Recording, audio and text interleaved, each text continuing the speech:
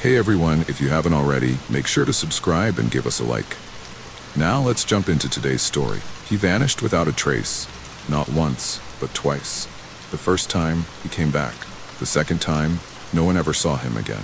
Jameson Harlow was a regular guy until the night he walked into the dark woods behind his house and disappeared.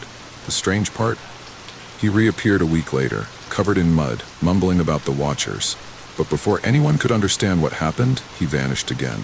This time, he never returned. What really happened to Jameson? And what did he mean by the Watchers? Let's find out. Jameson was a 32-year-old mechanic from Ashford, Kentucky.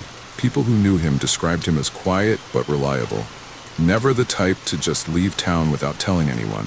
But on March 12, 2019, everything changed. That night, his neighbor saw him standing in his backyard, staring at the woods. He was completely still, like he was listening to something. Then, without a word, he walked into the trees, and just like that, he was gone. His family panicked. They searched the woods for days. Police got involved, but no footprints, no clues, nothing. It was like he had just vanished into thin air. Then, 7 days later, at 3 a.m., someone was knocking, no pounding on his parents' front door. They opened it, and there he was, Jameson Harlow. Dirty, soaking wet, eyes wide with terror. His mother gasped, pulling him inside. "Where have you been?" she cried. Jameson looked at her, breathing heavily, and whispered two words, "They're watching." His hands were shaking, his clothes were ripped. He had deep scratches on his arms, like he'd been running through thick branches. When his parents tried asking more, he refused to say another word. The next morning, his mother called the police, but before officers could arrive, Jameson was gone again. This time, it was worse.